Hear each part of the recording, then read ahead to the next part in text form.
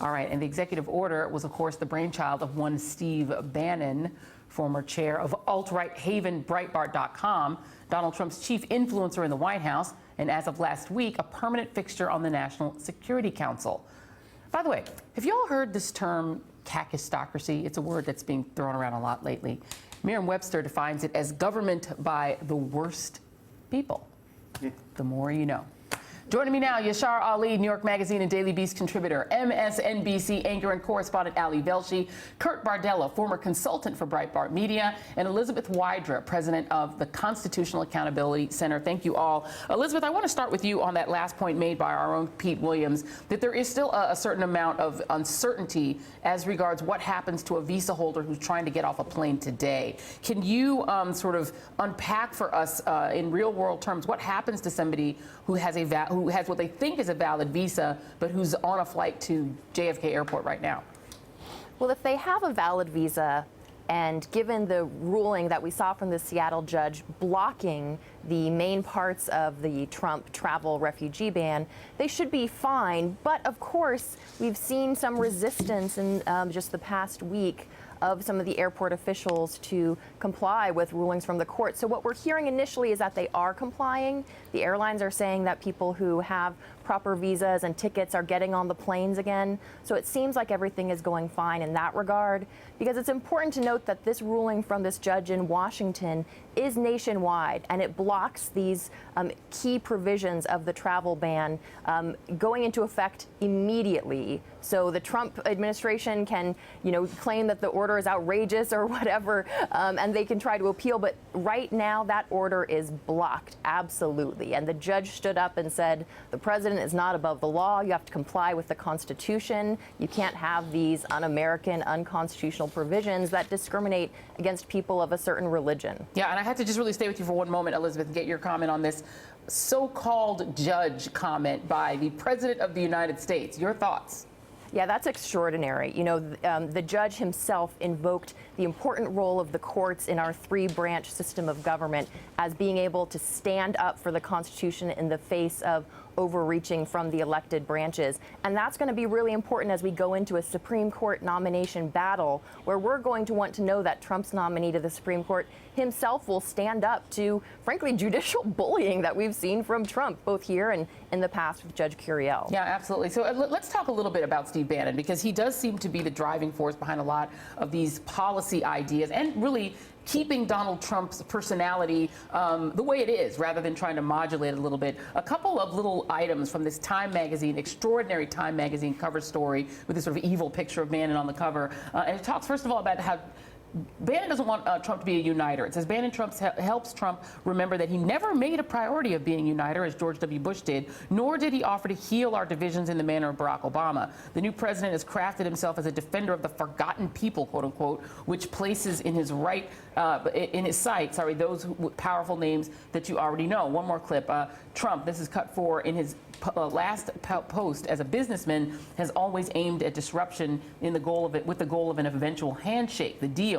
Bannon, in his films and radio shows, has shown a more apocalyptic bent. And one last one, and when we talk about apocalyptic, from the timepiece, a historian who was featured in one of Bannon's films, Generation Zero, said this about being interviewed for one of Bannon's documentaries. He told Time he was taken aback when Bannon began to argue that the current phase of history foreshadowed a massive new war.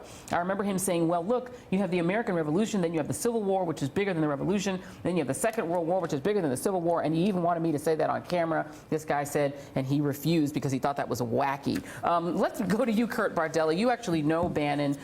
He seems to be obsessed with this book that talks about American history as these turnings, the fourth turning, what cycles in history tell us about America's next rendezvous with destiny.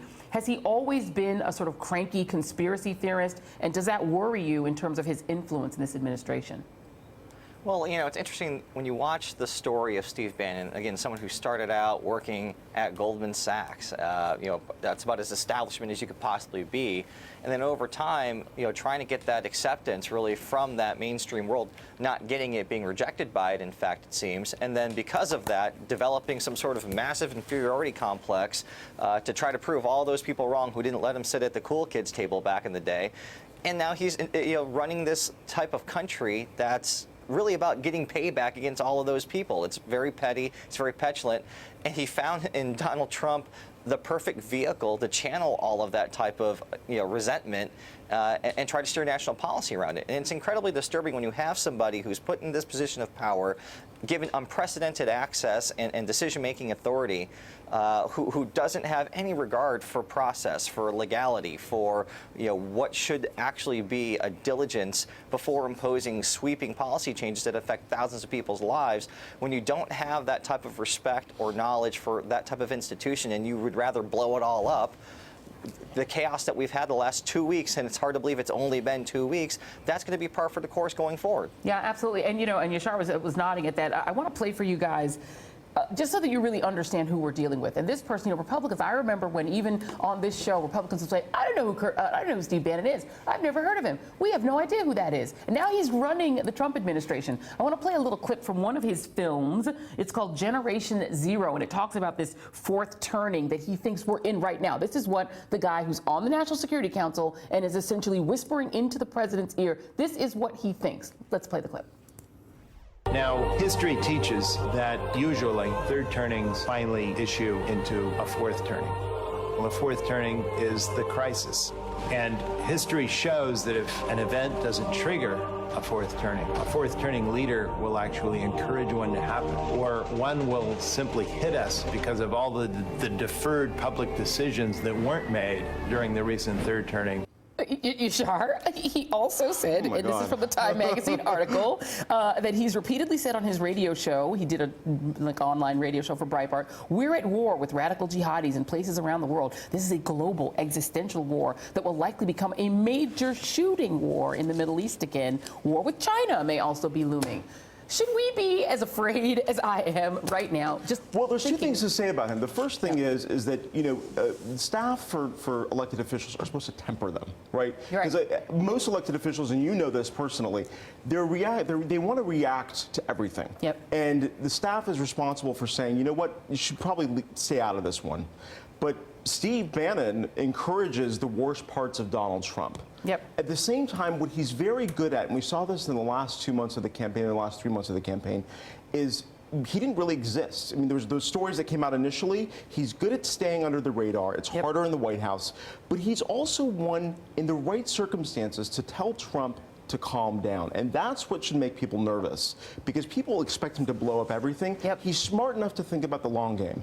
Yeah, and Ali, beyond his sort of apocalyptic worldview of Islam, there's also a very racially ugly, I'll just say it that way, aspect to his belief system. I want to play one other clip, and this is Bannon talking to, I believe this is to Stephen Miller, who's one of the proteges of the white supremacist to Richard Spencer, quite frankly, who's also a big influence in the White House. This is from Breitbart in March of 2016. This is Steve Bannon talking to Stephen Miller. Take a listen. And now you got all the engineering schools are all full of people from South Asia and in East Asia. And it's not that people have any problem with those folks learning, but they've come in here to take these jobs. Isn't the beating heart of this problem right now, the real beating heart of it, of what we got to get sorted here, is not illegal immigration, as horrific as that is, and it's horrific. Don't we have a problem? We've looked the other way on this legal immigration that's kind of overwhelmed the country. Is that not the beating heart of this problem? Well, yes, it's mind-boggling. It's important to understand that, historically speaking, immigration is supposed to be interrupted with periods of assimilation and integration. So Ali Velshi, it's not just their apocalyptic view of Muslims as somebody we're in a global war with, but it's also their opposition to legal, not illegal, but legal immigration, because they think there are too many Southeast Asians coming in. It's more specific than that. It's people who aren't white immigrating to America. The issue in the technology corridor is it tends to be a lot of people from Asia, South Asia, and East Asia. So first of all, the Islam thing, it's interesting to note, while it is a very, very serious problem in the world today, it's just not existential. It's simply not existential.